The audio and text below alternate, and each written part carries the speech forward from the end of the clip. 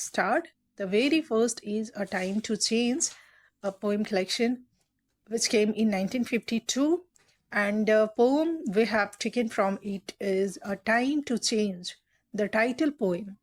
And it is a five-part meditation on a man leaving home, experiencing despair, and eventually seeking a pattern for a new purposeful life. So it focuses on redemption and the struggle of aligning the flesh with the spirit. It uses the metaphor of a pilgrimage for life journey. The next poem collection is 60 poems, which came in 1953, and the poem we have taken from it is The Worm. It is a brief observational poem about a person accidentally stepping on a worm, and it explores human guilt and the sudden, often casual nature of violence. It highlights Ezekiel's shift toward observing everyday small scale incidents. The next poem collection is The Third, and it came in 1959. And poem we have taken is Episode. Episode recalls a romantic encounter where a woman cries she is compared to Helen of Troy, and it uses irony to contrast grand classical myths with ordinary, often disappointing modern human relationship. The next poem collection is The Unfinished Man, which came in 1960, and poem we have taken is Enterprise. It is an allegory of a group of people on a journey, a pilgrimage that begins with enthusiasm but ends in exhaustion and doubt. The famous closing line, "Home is where we have to earn our grace," suggests that inner fulfillment is found in everyday reality, not in distant goals. And its beginning line is also important. And the next poem from The Unfinished Man is A Morning Walk, and it describes a walk through the barbaric city of Bombay, comparing its lanes to Dante Purgatory. And it focuses on urban alienation and the sick environment of modern metropolis. The next poem from this Unfinished Man poem collection is Urban, and it depicts a city man caught in a cycle of sex and power who never truly sees the sun or rain. It highlights the spiritual emptiness of city dwellers who are disconnected from nature. The next poem collection is The Exact Name, which came in 1965, and the poem we have taken from it is Night of the Scorpion. It is a narrative poem about the poet's mother being bitten by a scorpion and the conflicting reactions of the superstitious villagers and his rationalist father. It explores the clash between superstitions and science. The mother's finally selflessness word says, "Thank God the scorpion picked on me," is a central emotional peak. The next poem from Exact Name is Poet Lover Bird Watcher, and it compares the patient waiting required in poetry, love, and word watching to catch a rare moment of beauty. It emphasizes patience and stillness as essential virtues for creating art or experiencing true love. The next poem we have taken from Exact Name is Philosophy. It is a poem where the speaker finds that cold logic and philosophy cannot explain the lucid moment of poetic vision. Next poem collection we are going to talk about is Hymns in Darkness, which came in 1976, and the poems we have taken from it is Goodbye Party for Pius Partius. It is a satirical farewell speech for a colleague living for foreign lands, and it is written in Indian English, Babu English, to parody the grammatical quirks and social mannerism of urban Indians. So it is a satire on Indian English. It is an autobiographical poem. Our next poem we are going to discuss about is Background Casually, uh, which is from Hymn in Darkness. It is also from Hymn in Darkness. Earlier we have discussed Goodbye Party for Miss Puspa T is from Hymn in Darkness, and now we are going through Background Casually. It is an autobiographical poem where Ezekiel traces his journey as a member of a minority Jewish community in India. It deals with identity, marginalization, and belongings, ending with the commitment to stay in India. I have made my commitment now. The next poem collection is Latter Day Psalms, which came in 1982, and its title poem, Latter Day Psalms, we are going to discuss. It is a modern commentary on the biblical psalms, questioning traditional religious certainties. It reflects modern skepticism, blending of sacred and the secular. The next poem from Latter day Psalm is The Professor, a monologue by a retired professor meeting a former student boasting about his health and successful children. A study of aging, pride, and middle class value in post independence India. पड़ोसन रोज रात को सीखो चलाती थी। मैंने पूछा क्या देखती है, बोली अपनी कमाई, महीने के 7,000 रुपए। मैंने कहा कैसे, बोली बैठ दिखाती हूँ। मैं और तुम एक जैसी जिंदगी जीते हैं। सुबह उठ के चाय नाश्ता, बच्चों को स्कूल भेजना, खाना बनाना, बर्तन सफाई, रात के 10-11 बजे जा एज़ेकिएल की जो ये किताब है लैटर डे साल्म, ये 1982 में आई है और वह बहुत स्पेशल है। इसके लिए इनको साहित्य अकेडमी का अवार्ड भी दिया गया है। और ये बाइबल के पुराने वर्जन, पुराने साल्म्स को आज के ज़माने के लिए नया बना देती है। जैसे पुराने भजन में लोग ईश्वर की तारीफ करते थे, वैसे ही एज़ेकिएल ने आज के शहर में रहने वाले आम इंसान के लिए भजन लिखे हैं, लेकिन ये भजन खुशी के नहीं, दुख, उलझन और सवालों के हैं। तो बाइबल में भजन कहते हैं कि हे भगवान तुम बहुत अच्छे हो, सब तुम्हारा है। और एज़ेकिएल का नया भजन कहता है कि भगवान तुमने समंदर बनाया, अच्छी बात है, पर हम उसमें डूब भी सकते हैं ना, फिर भी धन्यवाद। तो आगे ये कहते हैं कि शहर का आदमी बहुत अकेला है। तो ये पोम्स बॉम्बे के इंसान की बात करती है कि बाहर कितनी भीड़ है ना, क्राउड इतना है, पर दिल में जो है वो अकेलापन है। सबको प्यार चाहिए, सेक्स चाहिए, पैसे चाहिए, पर कुछ भी पूरा नहीं लगता। आदमी सोचता है कि ज़िंदगी में मतलब क्या है, ज़िंदगी मीनिंगलेस लगती है। आगे वो कहते हैं कि पुराने ज़माने में लोग कहते थे कि भगवान सब देख रहा है, सब ठीक कर देगा। लेकिन आज का आदमी कहता है कि अरे भाई, भगवान को फुर्सत ही नहीं है मेरी सुनने की। दुनिया में इतना दुख, इतना झगड़ा, भगवान चुप क्यों है? तो हंसी मजाक के साथ एक गहरी बात भी कर जाते हैं एज़ेकिएल। और एज़ेकिएल अपनी ही मजाक उड़ाते हैं। खुद को कहते हैं कि मैं भी कितना बेवकूफ़ हूँ, कितना कमज़ोर हूँ, फिर भी भगवान से उम्मीद लगाए बैठा हूँ। ये मजाक हंसाता भी है और सोचने पे मजबूर भी करता है। इंडियन इंग्लिश में लिखा है, भाषा बिल्कुल देसी स्टाइल की है ना। ये पोम इंडियन इंग्लिश स्टाइल में लिखा हुआ है, एकदम देसी स्टाइल में। जैसे I am having 2 children, God is there only वगैरह। इससे लगता है कि कोई अपना ही बंदा अपनी परेशानी बता रहा है।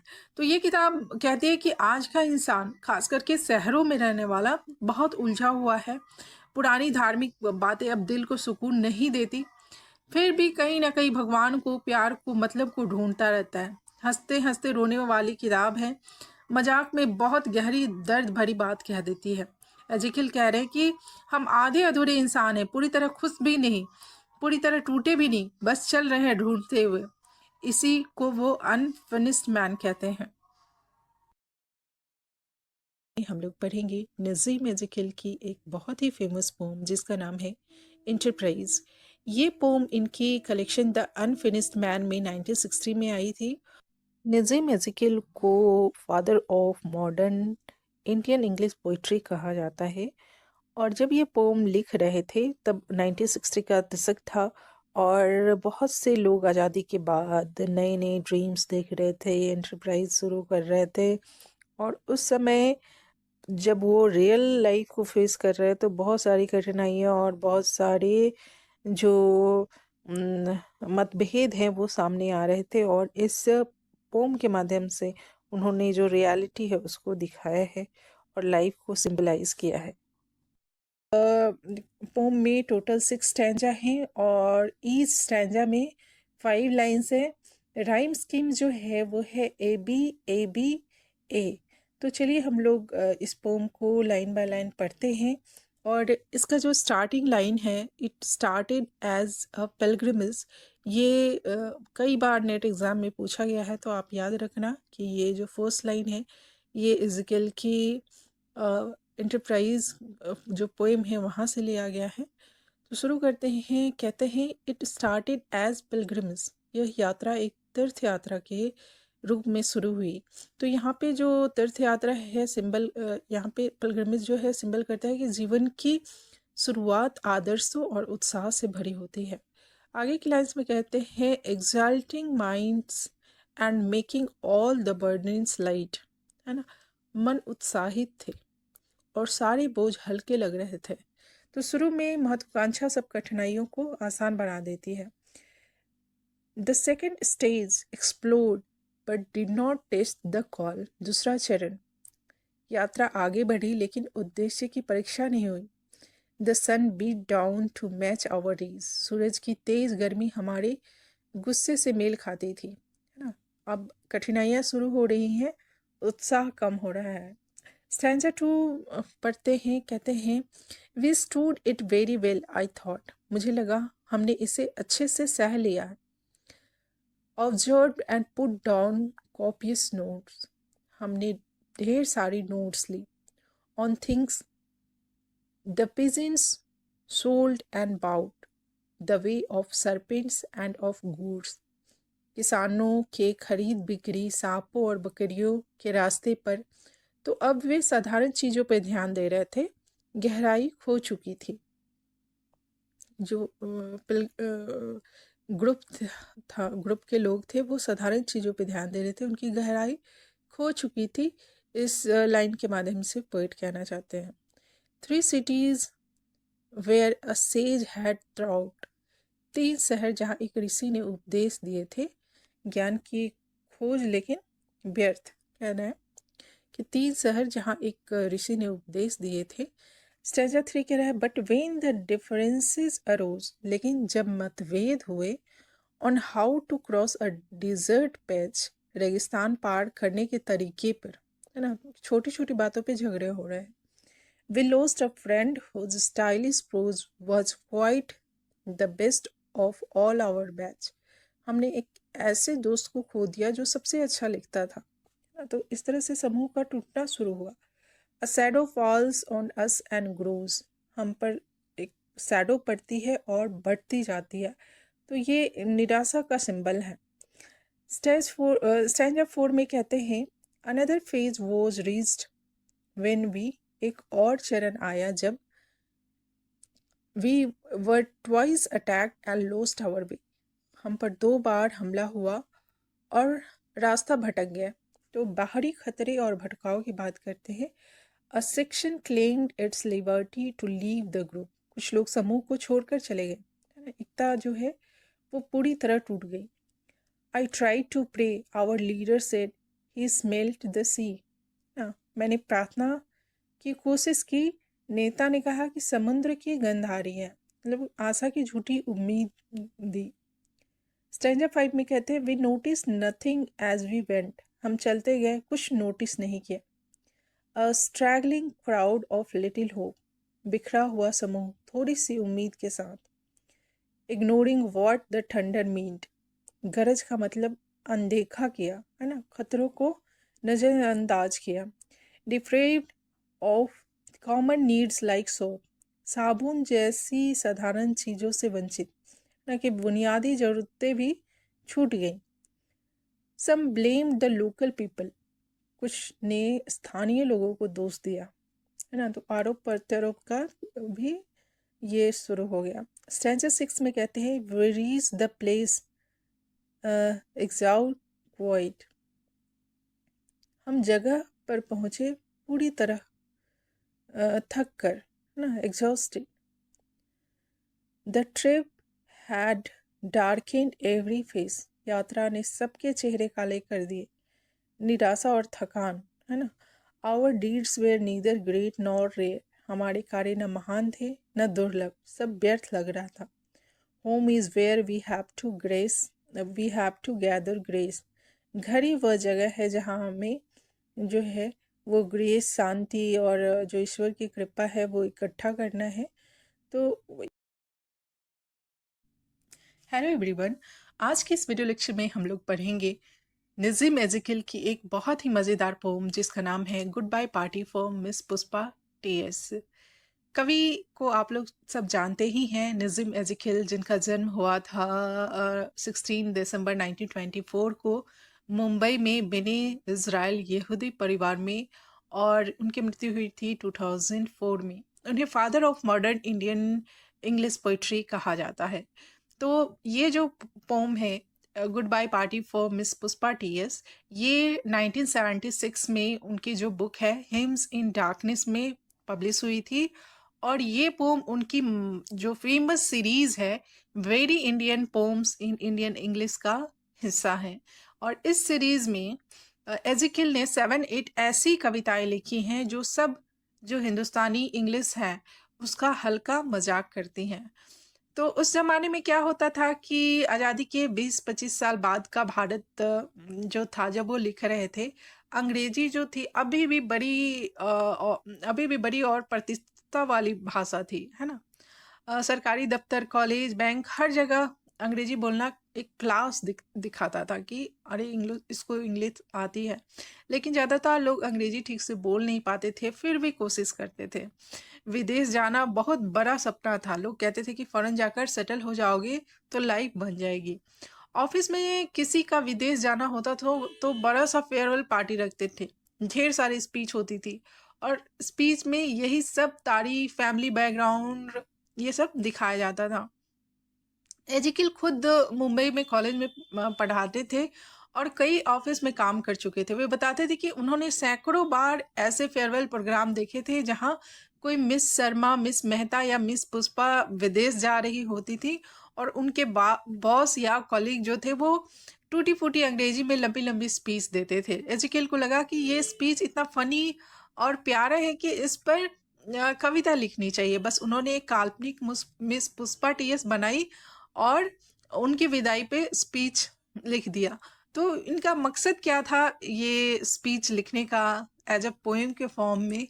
तो उन्होंने इसका मकसद ये बताया कि बस ह्यूमर हंसाना, लोगों को हमारी अपनी कमियों को प्यार से आईना दिखाना। हम लोग पोम को शुरू करते हैं और देखते हैं कि ये कितना मज़ेदार है।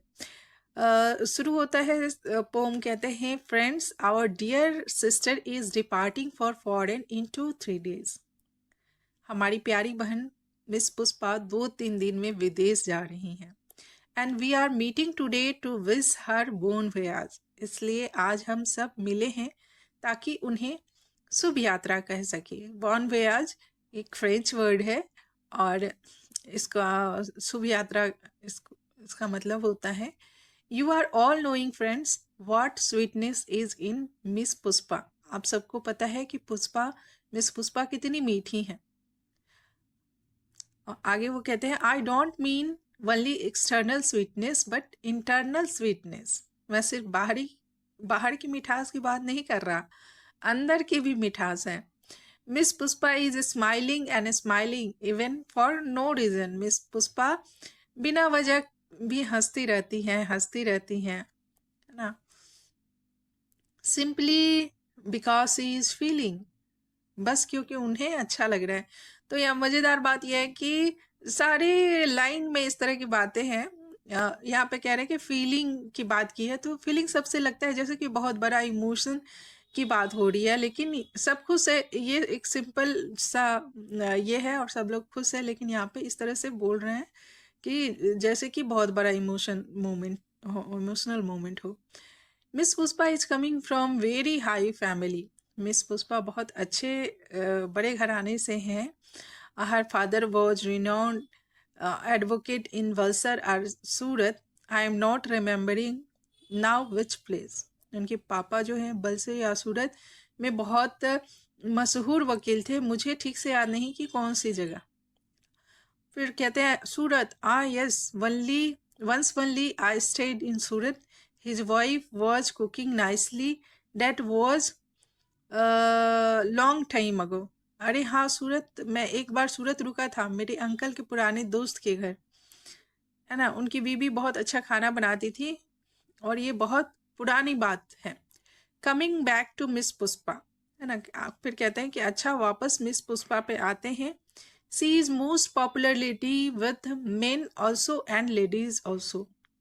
वो लड़कों में भी और लड़कियों में भी सबसे पॉपुलर है। Whenever I ask her to do anything, she was saying, just now I will do it. जब भी मैं कुछ करने को कहता हूँ तो वो कहती थी, अभी सिर्फ कर दूंगी। Pushpa Miss is never saying no, she is always saying yes. Pushpa कभी मना नहीं करती, हमेशा हाँ कहती हैं। Today she is going to improve her prospect. आज वो विदेश जाकर अपना भविष्य बेहतर करने जा रही हैं।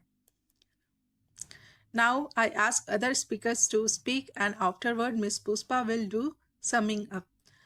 अब मैं बाकी स्पीकर से बोलने को कहता हूँ, फिर मिस पुष्पा समरी देंगी, है ना।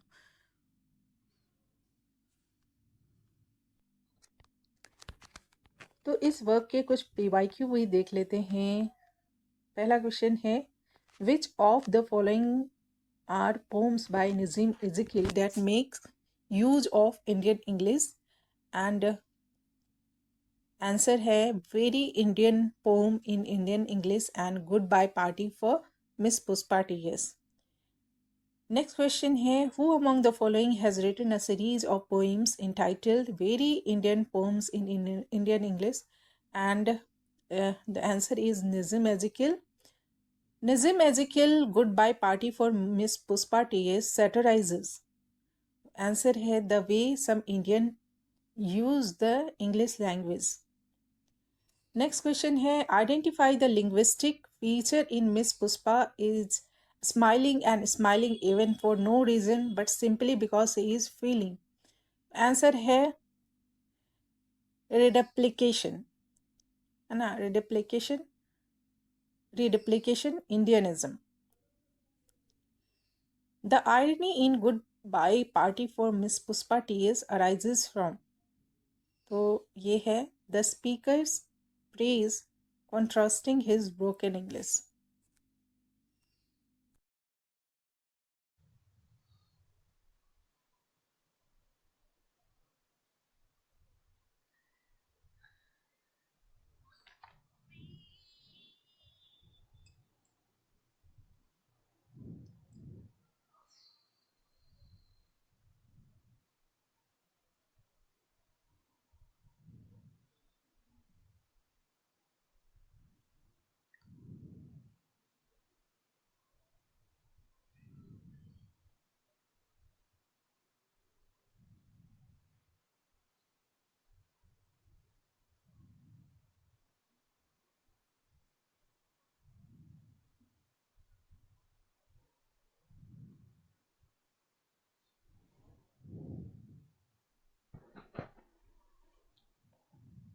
आज के इस वीडियो लेक्चर में हम लोग पढ़ेंगे poet lover and bird watcher, ये पोम को, इसको लिखा है नजीम एज़ेकिएल ने। तो सबसे पहले नजीम एज़ेकिएल का देखते हैं, हम लोग इंट्रोडक्शन देख लेते हैं। नजीम एज़ेकिएल जिनका जन्म हुआ था 16 दिसंबर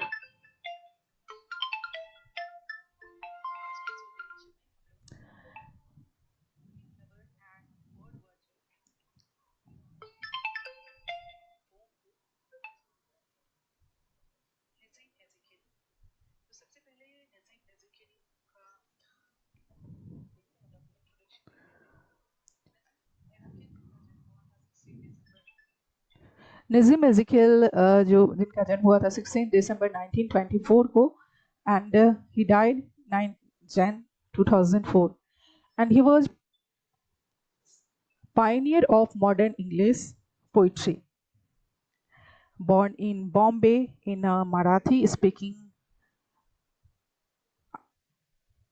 Israel Jewish family,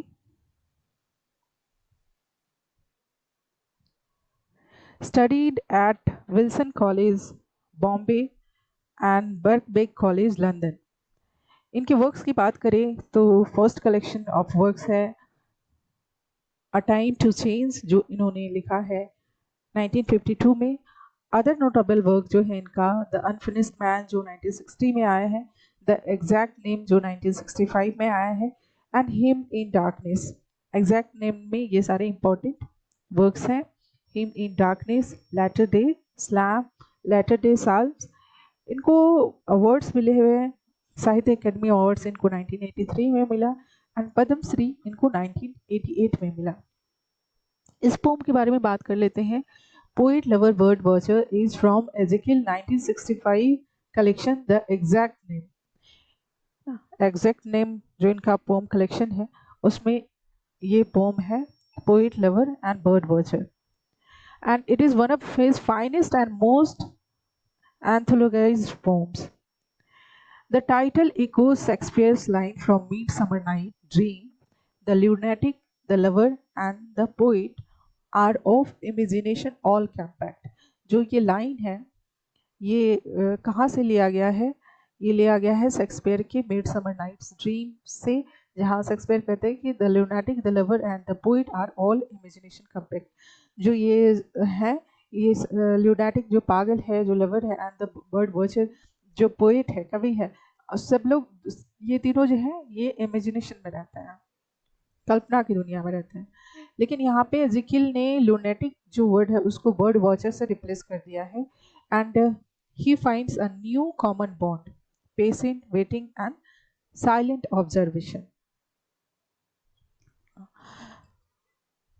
तो दो पार्ट में इस पोम को लिखा गया है। फर्स्ट पार्ट है दो पार्ट में लिखा गया है एंड ईच पार्ट में 10 लाइन्स हैं, तो 20 लाइन्स की टोटल पोएम्स हैं। फर्स्ट पार्ट में क्या कहते हैं इसको हम लोग देख लेते हैं। If you always hurry and never sit still, Ezekiel कहते हैं कि तुम हमेशा अगर जल्दी में रहोगे और शांति से नहीं बैठोगे, you can not understand birds और women. The best poet do not force words to come, they wait for the right words.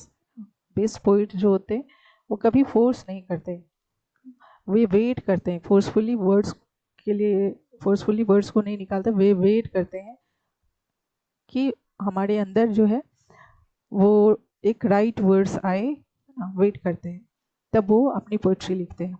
Watching bird और winning someone's love is not about using force.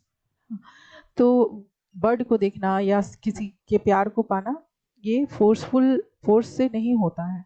उसी तरह से poet जो है वो forcefully words को नहीं लाते, वे वेट करते हैं। It is like sitting peacefully on hill and carefully watching a Sai birds wing move.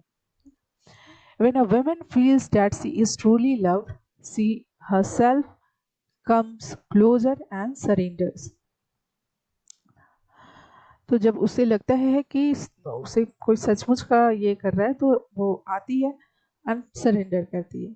In the same way a true poet speaks only when he feels the right inspiration inside him. Same way उसी तरह से जो poet है वो तभी बोलता है जब उसे एक राइट इंस्पिरेशन आती है, अंदर से इंटरनल इंस्पिरेशन आती है। सेकेंड पार्ट में कहते हैं moving slowly and patiently actually gives more meaning. जब हम स्लोली और धैर्य से काम लेते हैं तो हमें बहुत अच्छा मीनिंग मिलता है, actually gives more meaning. If you want to see rare and special birds, you have to go to the quite lonely and difficult places. अगर आप रेयर थिंग्स को और स्पेशल बर्ड्स को देखना चाहते हैं तो आपको वहाँ जाना पड़ेगा जहाँ की शांत जगह हो, एकांत हो, थोड़ा सा मुश्किल प्लेसेस होती हैं जहाँ कोई ना जाता हो, तो वहाँ पे आप जाओगे तो रेयर स्पेसिस देखने के लिए मिलेंगे। एंड दोज स्पेशल प्लेसेस, अब यहाँ पे वुमेन की बात करते हैं कि in those special places women और the things we desire slowly turns towards us. तो और वो स्पेशल प्लेसेस पे चाहे वुमेन हो या फिर और भी जो रेयर थिंग्स हैं वो हमारी तरफ धीरे धीरे हमारी तरफ आने लगती हैं। And they are not just ordinary, they become full of light and deep meaning. और ये जो घटना होती है ये ऑर्डिनरी नहीं होती है, ये full of light and deep meanings के साथ होती है। True poet find real sense and beauty in this patient journey. और इस तरह से जो ट्रू पोइट्स होते हैं वो यहाँ पे रियल सेंस और ब्यूटी पाते हैं अपने धैर्य की जर्नी में। So great poetry is so powerful that even deaf people can hear and blind people can see, है ना। तो ग्रेट पोइट्री का इतना पावरफुल होती है कि अंधे भी सुन सकते हैं, अंधे भी देख सकते हैं और बहरे भी सुन सकते हैं। तो इंटरनल आइज से अपने अंधे भी देख सकते हैं और बहरे भी सुन सकते हैं, है ना। तो हम लोग लाइन बाय लाइन अब पढ़ेंगे इसको, पोम को। कहते हैं एजिकल कि to force the pace and never to be still. If you always try to hurry and never stay calm और क्वाइट, अगर तुम हमेशा जल्दी जल्दी करते रहो और कभी शांत होकर ना बैठो, is not the way of those who study birds और वुमेन, है ना। This is not the method of people who carefully watch and study birds और वुमेन। तो करने का तरीका नहीं है। The best poet wait for the words, the poet do not force words, they wait for the right words to come. The hunt is not an exercise of will, कहते हैं कि the hunt is not an exercise of will, कि searching for something, poetry, love or bird is not about using force or strong willpower। कहते हैं कि जो search करता है चाहे वो लवर हो या पोइट हो या बर्ड वॉचर हो, तो ये सिर्फ फोर्सफुली नहीं होता है, जो जबरदस्ती से नहीं होता है। The hunt is not an exercise of will but patient love relaxing on a hill. कहते हैं कि instead it is like patient love sitting calmly and peacefully on a हिल।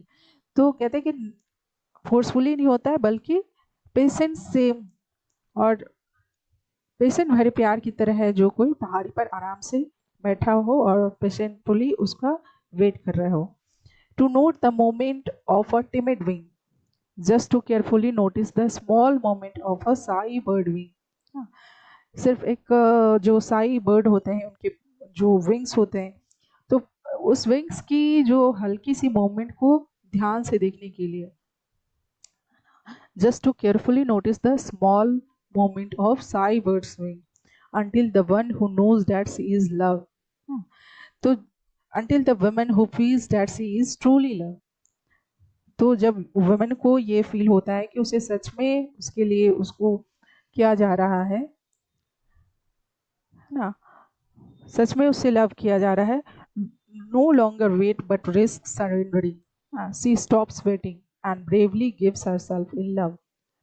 उसे पता चलता है कि सच में उससे कोई चाहता है तो no longer wait but risk surrendering, है ना। तो वो इंतजार करना छोड़ देती है और हिम्मत करके अपने आप को सरेंडर करती है। In this the poet finds his moral proof, in this the poet finds his moral proof. तो इस कविता में अपने कवि को अपने जो सिद्धांत का प्रमाण मिल जाता है। Who never spoke before his spirit moved, the poet who never wrote or spoke until he truly felt inspired from inside, है ना। जो कभी तब तक कुछ नहीं बोलता जब तक उसकी आत्मा खुद नहीं ले, जब तक कि जो इंस्पिरेशन ना आ जाए, उसको सच्ची इंस्पिरेशन ना आ जाए। सेंजा 2 में कहते हैं slow moment, the slow moment seems somehow to say much more, ना, कि moving slowly and patiently somehow gives deeper meaning।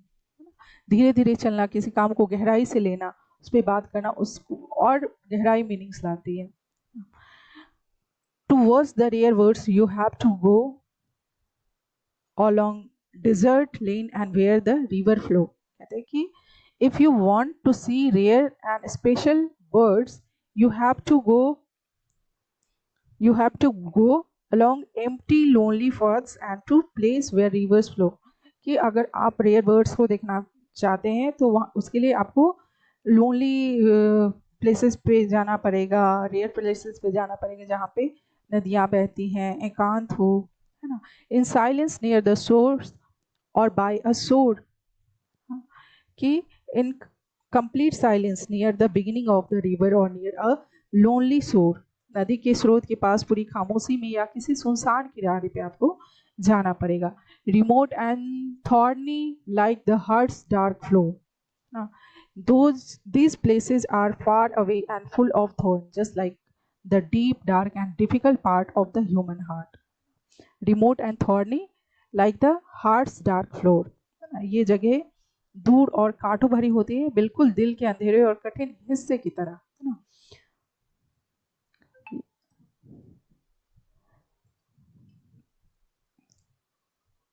And there the women slowly turn around, and there the women slowly turn toward you. Not only flesh and bone, but meats of life. Not only flesh and bone, but meats of light. So they are not just ordinary bodies of flesh and bone, but becomes like beautiful stories full of life.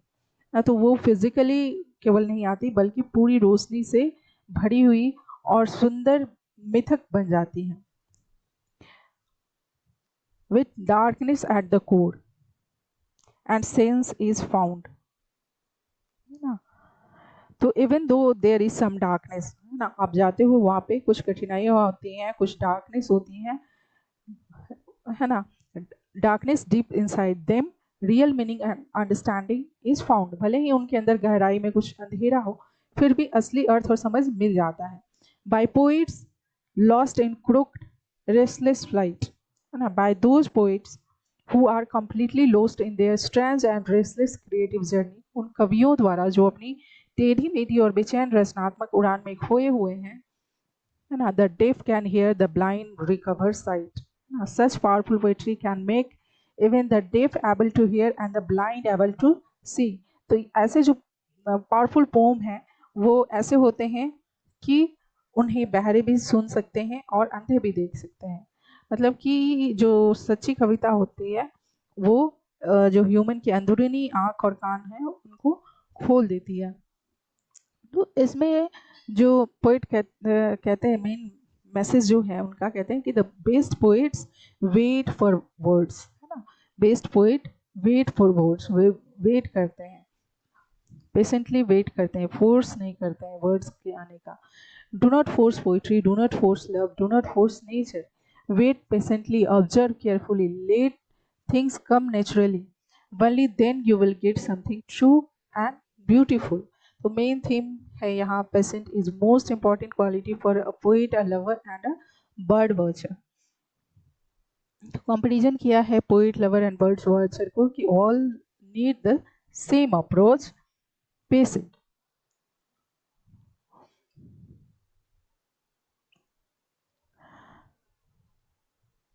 है ना. तो यही सिखाती है कि हमें forcefully कुछ भी नहीं करना है. Inspiration, love and beauty come only when we patient and ready. The three rules, poet, lover, and bird watcher, slowly becomes one in poem. And the language is simple, but the idea is deep and beautiful. And in the poem, Poet, Lover, and Bird Watcher, Nizim Ezekiel says that a true poet, like a patient lover and careful bird watcher, must wait calmly for the right moment instead of forcing things.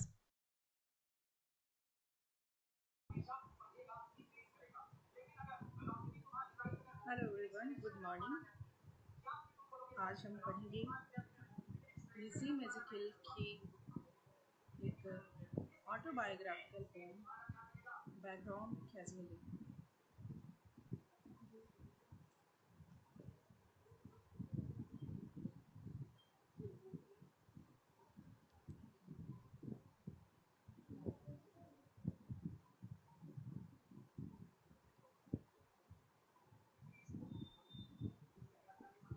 रोजी magical आपको पता होगा,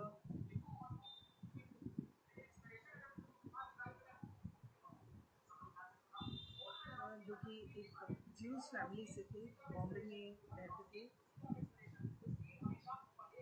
और वो भारत में हमेशा stranger की तरह फील करते थे अपने आप को। और इस कविता में वे अपने चाइल्डहुड से लेके ओल्ड एज तक होने की बातें बहुत साफ साफ और थोड़े मजाक के साथ बताते हैं। तो इस को हम लोग अच्छे से देखेंगे। अदर जो उनकी कलेक्शंस हैं,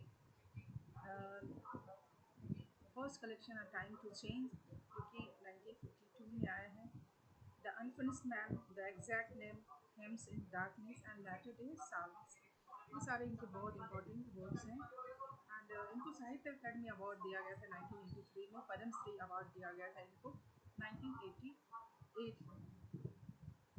तो इस पोम में हम लोग अच्छे से देखेंगे, फिर ये पूरा जो पोम है उसको भी लाइन बाय लाइन पढ़ेंगे। तो सबसे पहले एक वर्ड आई व्यू देख लेते हैं। इस पोम में जो कवि है वो कहता है कि वो शरारती और जोकर पैदा हुआ। वो बचपन से ही बहुत डरा हुआ और कमज़ोर था, न ठीक से खाता था न सोता था। तो शरीर इतना पतला था कि हड्डियाँ दिखती थी। वो कभी पतंग उड़ाना नहीं सीख पाया, उधार का लड्डू भी उसके हाथ में नहीं घूमा। मतलब बचपन में गरीबी और कमजोरी दोनों थे। तो आगे वो कहते हैं अपनी ऑटोबायोग्राफी, उन्होंने इंडिया में वो रहते थे तो कैसे कैसे वो फील करते थे, कैसे कैसे उनका बचपन बीता, कहाँ कहाँ वो बाहर गए, फिर वापस इंडिया में आके वो कैसे रहने लगे। तो इसी सबको उन्होंने अपनी इस वर्क के माध्यम से बताया है। आगे वो कहते हैं कि वो स्कूल गए, रोमन कैथोलिक स्कूल में वे अकेले ज्यूज लड़के थे। दूसरे लड़के उन्हें वुल्फ की तरह सताते थे। दूसरे लड़के उन्हें भेड़िए की तरह सताते थे। वो कहते थे कि तुमने ईसा मसीह को मारा है। मजे की बात यह है कि उसी साल कवि ने एक रिलीजियस बुक का प्राइज भी जीत लिया, लेकिन खुशी ज़्यादा देर तक नहीं टिकी। एक मजबूत मुस्लिम लड़के ने उनके कान पर जोरदार मुक्का मार दिया। हिंदू लड़के भी उन्हें डराते थे। वे शरीर से कमज़ोर थे, लेकिन बहुत गुस्सा है। उनकी अंग्रेजी हमेशा गलत रहती थी और वे सुस्त भी लगते थे। एक दिन शोर शराबे में कवि को बचाव के लिए चाकू तक निकालना पड़ा। आगे वो बताते हैं कि घर पर शुक्रवार की रात ज्यूज प्रेयर होती थी, लेकिन कभी खुद को अच्छा इंसान नहीं मानते थे। उन्होंने योग और जैन के बारे में सुना और वो सोचते थे कि शायद वे एक रब्बी है ना, जो कि यहूदी संत होते हैं, वो सोचते थे कि वो रब्बी बन जाए। लेकिन जितना खोजा उतना ही खाली हाथ रहे, कुछ भी सही नहीं मिला। आगे वो बताते हैं कि 22 साल की उम्र में वे फॉरेन जाने का फैसला करते हैं। एक दोस्त ने टिकट का पैसा दे दिया। लंदन में वे एक नीचे वाले कमरे में रहते थे। उनके 3 जो साथी थे वो फिलॉसफी और गरीबी और कविता, है ना।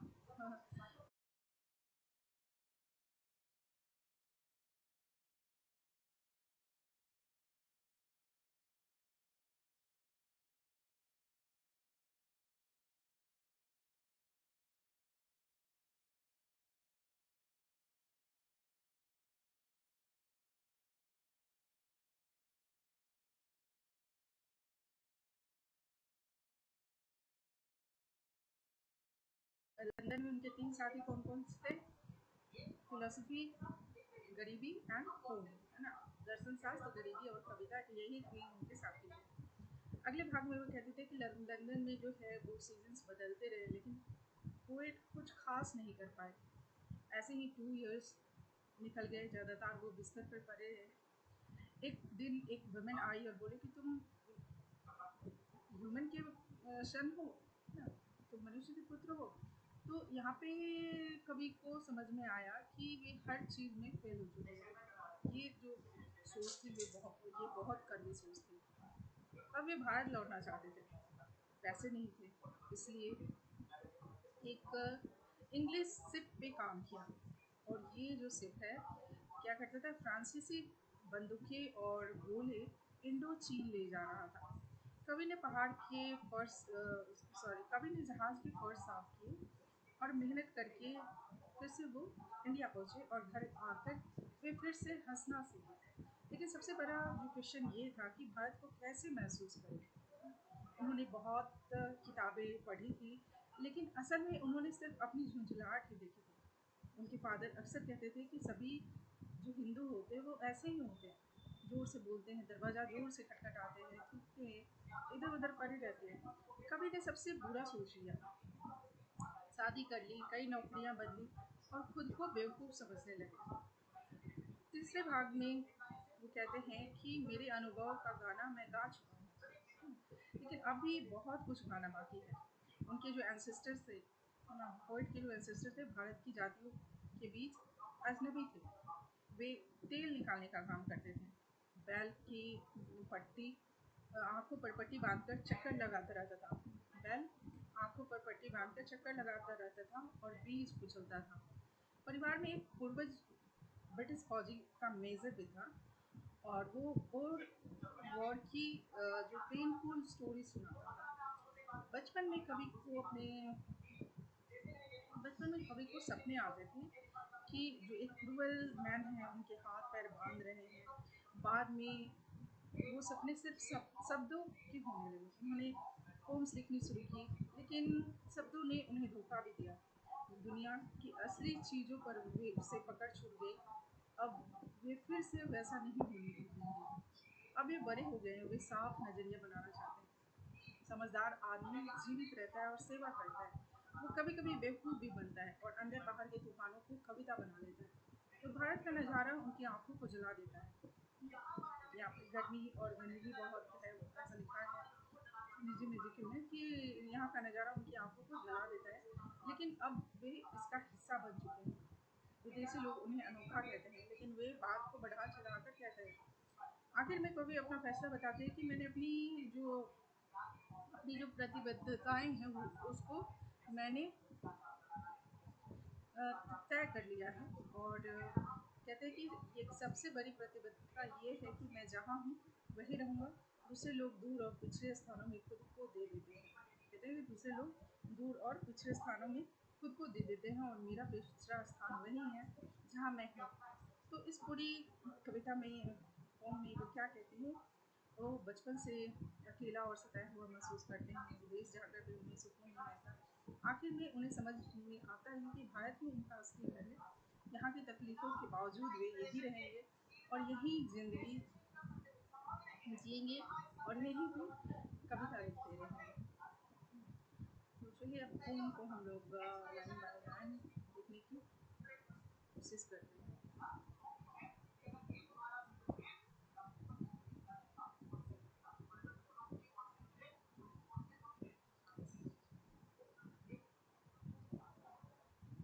फर्स्ट लाइन क्या है?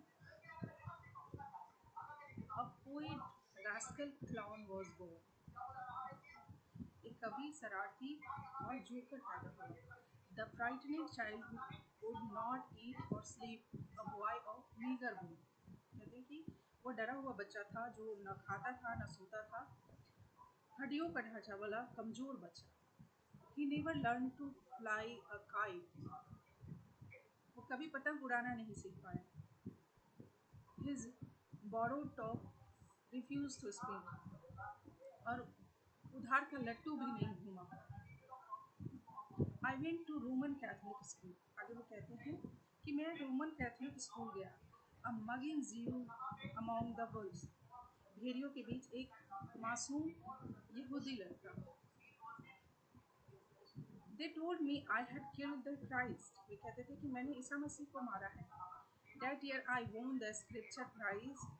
अ Muslim sportsman box my ears. उसी साल मैंने धार्मिक किताब का इनाम जीता, लेकिन कुछ ज़्यादा तक देर तक नहीं टिक पाई क्योंकि एक मुस्लिम खिलाड़ी ने मेरे कान पर मुक्का मार दिया। आगे कहते हैं कि I grew in terror of the strong but अंडर नॉरिस्ट हिंदू लेक। कहते हैं कि मैं मजबूत लेकिन कमज़ोर हिंदू लड़कों से डरता था। Their prepositions always wrong. उनकी अंग्रेजी व्याकरण हमेशा गलत रहती थी। रिपेल मी बाय पैसिविटी, उनकी सुस्ती मुझे बुरी लगती थी। One noisy day I use the knife, एक दिन शोर शराबे में मैंने चाकू निकाल लिया खुद को बचाने के लिए। At home on Friday nights the prayer were said, शुक्र कहते हैं कि घर पर फ्राइडे की रात को प्रार्थना होती थी। माई मोरल्स हैड डिक्लाइन, मेरा नैतिक स्तर गिर गया था। I heard of yoga and Jain, मैंने योग और जैन के बारे में सुना। Could I have could I perhaps the rabbi संत, कहते हैं कि क्या मैं रबी यहूदी संत बन सकता हूँ। The more I searched, the less I found, जितना खोजा उतना कम मिला। 22 टाइम टू गो अब्रोड, 22 साल की उम्र में विदेश जाने का समय आया। First the decision, then a friend to pay the fare, पहले फैसला किया फिर एक दोस्त ने मेरा किराया दिया। Philosophy, poverty and poetry, three companions share my basement room, कहते हैं कि मेरी 3 साथी थे जो मेरे रूम शेयर करते थे। क्या क्या? फिलोसफी, गरीबी और होम, ये तीनों उनके साथी थे विदेश में। नेक्स्ट पार्ट में कहते हैं the London season passed me by, London के मौसम मेरे पास से गुजर गई। आई ले इन बेड 2 years अलोन, मैं 2 साल अकेले बिस्तर पर पड़ा रहा। And then a woman came to tell my willing ears I was the son of men, फिर एक औरत आई और बोली कि मैं मनुष्य का पुत्र हूँ। आई knew that I had failed, मैं जान गया कि मैं हर चीज़ में फेल हो गया हूँ।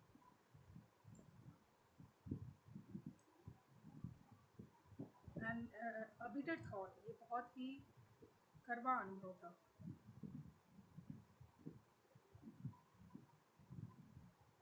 In everything a bitter thought. So in an English cargo ship taking French gun and mortar shells to Indochina, इसलिए एक अंग्रेजी कार्गो जहाज पर जो फ्रांसीसी बंदूकें और गोले इंडो चीन ले जा रहा था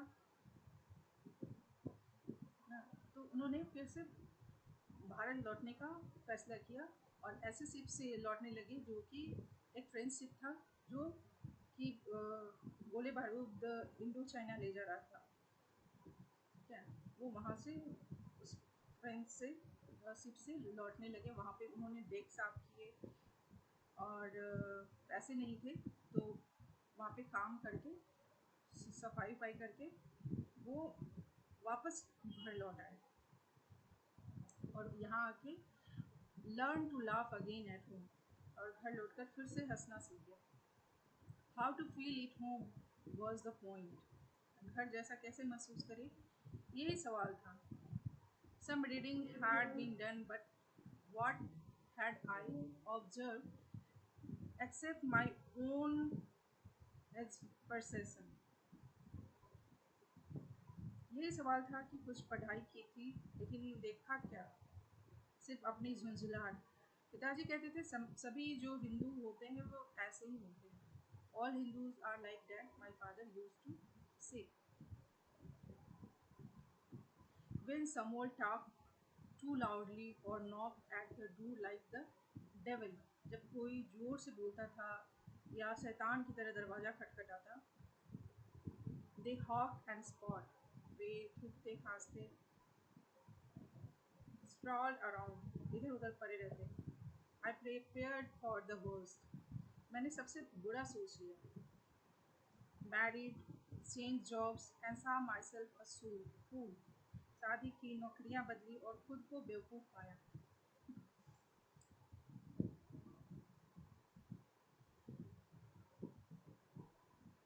नेक्स्ट पार्ट में वो कहते हैं द सॉन्ग ऑफ एक्सपीरियंस संग, मैंने मेरे अनुभव का गाना गा लिया। I knew that all was yet to sing, कहते I knew that all was yet to sing, पर समझा कि अभी बहुत कुछ गाना बाकी है। My ancestor among the caste were alien crushing seeds for bread, मेरे पूर्वज जातियों के बीच अजनबी थे, रोटी के लिए बीज कुचलते थे, ढका हुआ बैल चक्कर लगाता रहता था। The hooded bullock made his round. आगे वो कहते हैं कि one morning one among them fought and out. उनमें से एक लड़ा और पठाया, a major bearing British arms, British हथियार वाला मेजर। He told my father sad stories of Boer war. उसने पिताजी को बोर युद्ध की दुखद कहानियां सुनाई। I dream that fierce men had bound my feet and hands. मैंने सपना देखा कि एक क्रूअल आदमी ने मेरे हाथ पैर बांध दिए हैं। The later dreams were all of words. बाद के सपने सिर्फ शब्दों के थे। The later dreams were all of words. I did not know that words betray. मुझे नहीं पता था कि सब धोखा दे सकते हैं। But let the poems come and roast. लेकिन कविताएं आने दो और दुनिया की चीज़ों पर पकड़ खोल दी। That grip on things the worldly prize. I would not suffer that again. मैं फिर से वैसा नहीं सहूँगा। I look about me now and try to formulate a plainer view. अब मैं चारों ओर देखता हूँ और सादा नज़रिया बनाने की कोशिश करता हूँ। The wise survive and serve to play. The wise survive and serve to play the fool. To cash in on the inner and the outer storm. बुद्धिमान लोग जीवित रहते हैं और सेवा करते हैं, बेवकूफ बनकर। The wise survive and serve to play the fool. To cash in on the inner and outer storm. अंदर और बाहर के तूफानों से फायदा उठाते हैं। The Indian's landscapes sears my eyes. कहते हैं कि भारतीय जो परिदृश्य है वो मेरी आंखों को जला देता है। I have become a part of it. लेकिन मैं इसका हिस्सा बन चुका हूँ। To be observed my foreigner, जिसे विदेशी लोग देखते हैं। They say that I am singular. कहते हैं कि मैं अनोखा हूँ।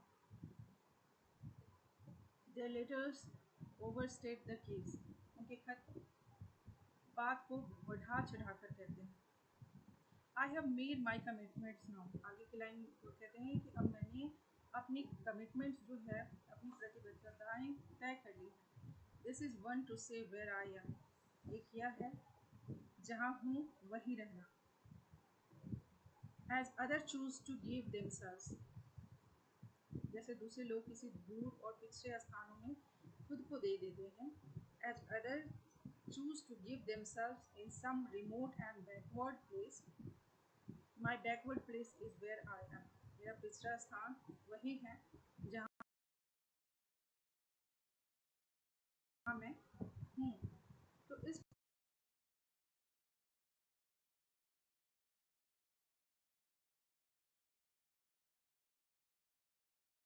पोम में जो